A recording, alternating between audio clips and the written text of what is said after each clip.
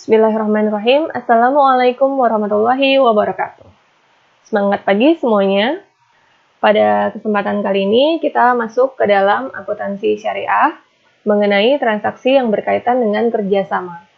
Yang pertama yaitu pada PSAK 105, yaitu akuntansi mudharabah.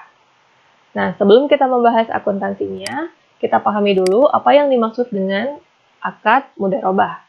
Akad mudharabah merupakan akad kerjasama usaha antara dua pihak di mana pihak pertama yang disebut sebagai pemilik dana atau sahibul mal menyediakan dananya, sedangkan pihak yang kedua yaitu pengelola dana atau mudharib bertindak selaku pengelola. Dan keuntungan yang muncul atas usaha tersebut dibagi di antara mereka sesuai kesepakatan atau nisbah yang disepakati pada saat akad. Sedangkan kerugian finansial hanya ditanggung oleh sahibul mal atau pemilik dana. Jenis mudharabah terdapat beberapa, yaitu yang pertama mudharabah muthalaqah. Mudharabah muthalaqah ini adalah mudharabah yang pemilik dana memberikan kebebasan kepada pengelola dana dalam pengelolaan investasinya. Mudharabah ini disebut juga investasi tidak terikat. Sementara kalau mudharabah muqayyadah kebalikan dari muthalaqah, di mana pemilik dana memberikan batasan kepada pengelola, antara lain bisa berupa batasan tempat, cara, dan atau objek investasi. Kemudian ada juga yang disebut dengan mudharabah mushtarakah, di mana mudharabah ini merupakan pengelola menyertakan modal atau dananya dalam kerjasama investasi. Jadi yang menyertakan modal tidak hanya pemilik dana atau sahibul mal, tapi juga pengelola dana ikut menyertakan sebagian modalnya untuk melaksanakan kerjasama usaha tersebut.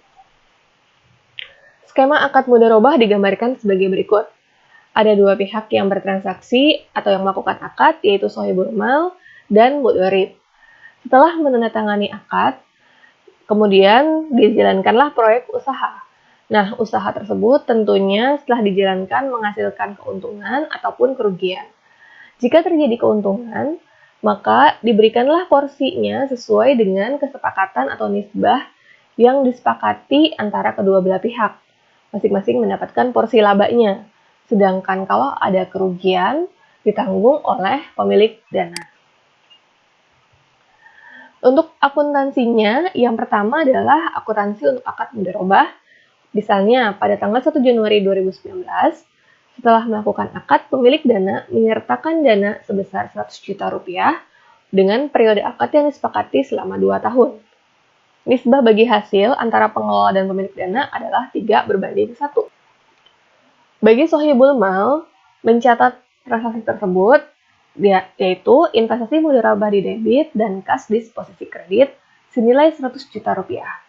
Sementara bagi pengelola dana, atas penyetoran modal dari pemilik dana diakui sebagai dana syirkah temporer di posisi kredit.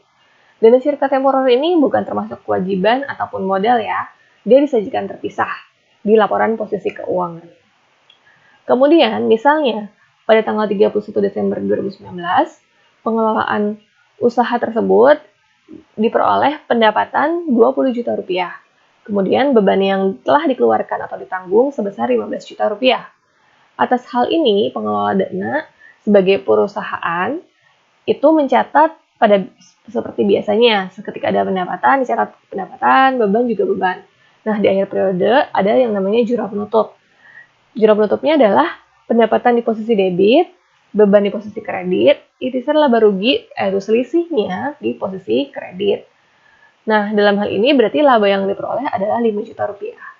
Kemudian, di sini kita jurnal lagi, yaitu itisar laba rugi pada pendapatan yang belum dibagikan. Ini merupakan kewajiban yang harus disetorkan dari mudharib kepada pemilik dana, yaitu adalah bagian hak pemilik dana atau sahibul mal. Rp1.255.000 ini dari mana? Nah, Rp1.250.000 itu adalah tadi nisbahnya adalah 3:1. 3 untuk pengelola dana, pemilik dananya 1. Nah, berarti di sini pemilik dana mendapatkan 1/4 kali 5 juta, sehingga dapatnya Rp1.250.000. Jurnal yang harus dibuat oleh sahibul mal adalah kas di posisi debit dan pendapatan bagi hasil di posisi kredit, senilai Rp1.250.000. Kemudian, bagi pengelola dana mencatat pendapatan yang belum dibagikan di posisi debit dan kas di posisi kredit. Jika pada saat 31 Desember itu belum langsung dibagikan, maka bagi pemilik dana ini mencatat dulu sebagai piutang, yaitu piutang bagi hasil pada pendapatan bagi hasil, senilai Rp1.250.000. Nah, kemudian misalnya pada awal tahun baru dibayarkan, sehingga baru dicatatlah kas pada piutang bagi hasil. Penyajian dalam laporan posisi keuangan per 31 Desember 2019 di laporan keuangan pemilik dana atau sahibul mal mencatat sebagai investasi mudharabah senilai nominal yang sudah diinvestasikan dikurangi dengan penyisihan kerugian. Dalam hal ini karena sudah memperoleh untung, maka tidak ada penyisihan kerugian sehingga nilai investasinya masih tetap. Dan ini dilaporkan di posisi aset. Sementara bagi mudharib atau pengelola dana, ini maksudnya bukan utang ya, tapi di posisi kewajiban atau liabilities dan equity. Jadi di sebelah kanan laporan posisi keuangan, yaitu dana syirkah temporer dan penyisihan kerugian yang terjadi. Kemudian pengakuan dan pengukuran. Untuk tahun 2020, di mana di sini ternyata diperoleh pendapatan 25 juta, tapi bebannya 29 juta. Berarti di sini ada kerugian. Sesuai dengan ketentuan dalam akad mudharabah, jika terjadi kerugian ditanggung sepenuhnya oleh pemilik dana, maka di sini kerugian mudharabah di posisi debit dan penyisihan kerugian mudharabah di posisi kredit senilai 4 juta rupiah. Jadi full kerugian itu akan ditanggung oleh pemilik dana.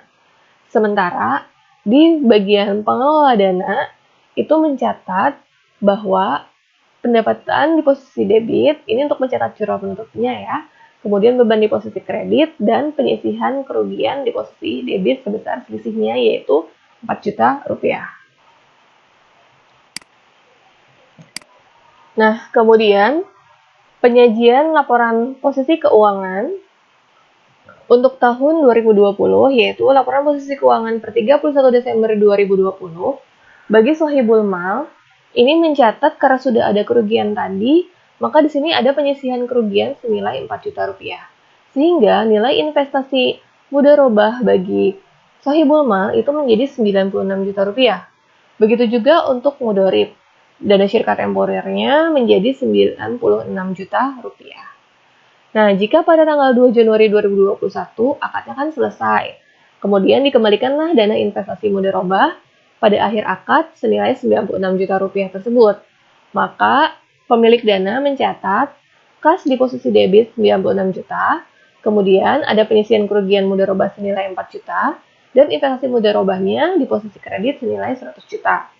Bagi pemudharib juga dana syirkah temporernya di posisi debit senilai 100 juta rupiah, kemudian kas di posisi debit di posisi kredit senilai 96 juta rupiah, dan penyisihan kerugian senilai 4 juta rupiah. Jadi di sini akadnya sudah selesai. Nah, sekarang kondisi kasusnya apabila investasi yang diberikan itu berupa aset non-kas. Misalnya, tanggalnya sama ya seperti tadi, kemudian tapi di sini pemilik dana menyerahkan aset non-kas dengan nilai buku 90 juta. Nilai pasarnya 100 juta pada saat transaksi. Periode akad yang disepakati pun 2 tahun. Namun, karena mengingat kebutuhan bahan baku, operasional usaha akan dimulai 1 Maret 2019. Ini hanya untuk ketentuan operasionalnya saja ya, jadi tidak berpengaruh ke dalam jurnalnya. Dan nisbah yang disepakati adalah 2:2, atau sama juga sih seperti 1:1. Bagi pemilik dana atau sahibul mal akan mencatat sebesar investasi mudharabah itu senilai nilai pasar atau nilai wajar dari aset non-kas tersebut. Jadi nilainya 100 juta. Kemudian aset non-kasnya di posisi kredit karena dia menyerahkan aset non-kas kepada pengelola dana untuk digunakan dalam usaha. Dan selisihnya diakui sebagai keuntungan tangguhan. Maaf, ini nilainya 10 juta. Oke, keuntungan tangguhannya nilainya 10 juta ya. Kemudian, bagi pengelola dana, mencatat sebagai aset non-kas di posisi debit senilai 100 juta rupiah dan dana syirka temporer di posisi kredit senilai 100 juta rupiah. Kemudian, pada tanggal 28 Februari 2019, misalnya di sini terjadi penurunan nilai atas aset tersebut sebelum usaha dimulai, sebesar 5 juta rupiah. Nah, bagi pemilik dana harus mencatat sebagai kerugian investasi pada investasi mudharabah senilai 5 juta rupiah. Dan bagi pengelola dana pun mencatat dana syirka temporer pada aset non-kas senilai 5 juta rupiah. Jadi di sini terdapat perubahan nilai dari investasi akibat penurunan nilai pada aset non-kas sebelum dimulainya usaha. Kalau sudah dimulainya usaha tidak perlu ada jurnal ini. Nah, tadi karena dimulai usahanya pada tanggal 1 Maret, kemudian 28 Februari terjadi penurunan nilai, maka perlu dicatat jurnal seperti ini. Kemudian, pada tanggal 31 Desember, misalnya, diperoleh pendapatan 20 juta dan menanggung beban 18 juta. Berarti di sini mudharib sebagai pengelola dana itu mencatat jurnal penutup, pendapatan di posisi debit pada beban di posisi kredit, dan ikhtisar laba rugi di posisi kredit. Pendapatan nilainya 20 juta, beban 18 juta, ikhtisar laba ruginya selisihnya yaitu 2 juta. Kemudian jangan lupa untuk mencatat pendapatan yang belum dibagikan atas hak pemilik dana, yaitu tadi nisbahnya 2/2 atau 1/1. Maka di sini 1 juta bagi untuk pemilik dana. Kemudian, pemilik dana juga harus mencatat amortisasi keuntungan tangguhan. Tadi ada keuntungan tangguhan akibat selisih nilai wajar dengan nilai buku aset non-kas senilai 10 juta. Karena akadnya selama 2 tahun, nah nilai tersebut diamortisasi selama masa akad. 10 juta dibagi 2. Berarti keuntungan tangguhan di posisi debit pada keuntungan sebesar 5 juta, yaitu 10 juta dibagi 2 tahun masa akad. Kemudian, pada saat memberikan laba sesuai dengan nisbah, bagi sahibul mal mencatat kas pada pendapatan bagi hasil senilai 1 juta sesuai dengan haknya, dan pengelola dana juga memberikan kepada pemilik dana yaitu pendapatan yang belum dibagikan pada kas senilai 1 juta rupiah. Laporan posisi keuangan pada tanggal 31 Desember 2019, bagi sahibul mal, nilai investasi mudharabah menjadi 95 juta. Karena apa? Karena di sini terdapat kerugian atau penyisihan nilai atas selisih nilai ini ya tadi ya. Ada penurunan nilai aset, maka investasi mudharabahnya berkurang 95 juta. Dan itu bukan penyisihan kerugian, tapi karena selisih dari penurunan nilai. Kemudian, bagi pengelola dana syirka temporernya juga sama, 95 juta rupiah. Kemudian, pada tahun 2020 diperolehlah pendapatan 17 juta dan beban 20 juta. Kali ini, perusahaan mengalami kerugian. Sama seperti pada umumnya, yaitu pemilik dana di sini harus mencatat kerugian mudharabah pada penyisihan kerugian, yaitu nilainya 3 juta rupiah. Dan bagi pengelola dana, pendapatan di posisi debit 17 juta, penyisihan kerugian di posisi debit 3 juta, dan beban di posisi kredit 20 juta. Ini merupakan jurnal penutup dan mengakui kerugian yang dibebankan kepada pemilik dana. Karena pada akad mudharabah, kerugian sepenuhnya ditanggung oleh pemilik dana, maka pemilik dana juga harus menjurnal kerugian tersebut. Kemudian, jangan lupa untuk mengamortisasi keuntungan tangguhan pada tahun kedua, yaitu keuntungan yang ditangguhkan atau keuntungan tangguhan di posisi debit pada keuntungan sebesar 5 juta rupiah. Penyajian pada laporan posisi keuangan per 31 Desember 2020, di sini karena ada kerugian 3 juta, maka tentunya nilai investasi jadi berubah, yaitu investasi mudharabahnya yang tadi 95 juta, dikurangi penyisihan kerugian 3 juta, maka investasi mudharabah dalam kondisi neto atau nilai netonya 92 juta rupiah. Begitu juga di bagian mudharib atau pengelola dana. Dana syirka temporernya juga mengalami perubahan nilai. Nah, kemudian pada tanggal 2 Januari 2021, akadnya selesai. Dikembalikanlah akad mudharabah tersebut, investasinya kepada pemilik dana. Di sini karena nilainya sudah turun, maka di sini aset non-kas mudharabahnya senilai 92 juta rupiah Kemudian penyisihan rugi mudharobahnya 3 juta rupiah dan kreditnya adalah investasi mudharobah senilai 95 juta. Kemudian bagi mudorib atau pengelola dana syirka temporernya 95 juta rupiah dihapus ke posisi debit, kemudian kreditnya ada aset non-cash senilai 92 juta rupiah dan penyisihan kerugiannya senilai 3 juta rupiah. Terkait dengan pengungkapan apa saja yang harus disajikan di laporan keuangan, catatan atas laporan keuangan, untuk pemilik dana tidak terbatas pada yang pertama, isi kesepakatan utama usaha mudharobah, seperti porsi dana, pembagian hasil usaha, aktivitas usaha mudharobah, dan lain-lain yang terkait. Kemudian, rincian jumlah investasi mudharobah berdasarkan jenisnya, misalnya ada mudharobah mutolakoh berapa, mudharobah muqayyadah berapa, dan mudharobah musytarakah berapa. Kemudian juga harus mencantumkan atau mengungkapkan penyisihan kerugian investasi mudharobah selama periode berjalan. Dan pengungkapan yang lain yang diperlukan sesuai dengan PSAK 101 tentang penyajian laporan keuangan syariah.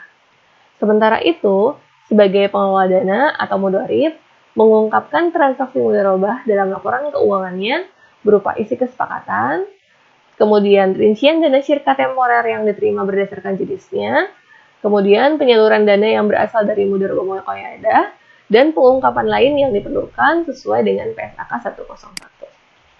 Demikian materi mengenai akuntansi mudharobah. Semoga bermanfaat dan berkah ilmunya. Kurang lebihnya mohon maaf. Selamat beraktivitas kembali. Salam sehat selalu. Walhamdulillahirrahmanirrahim. Wassalamualaikum warahmatullahi wabarakatuh.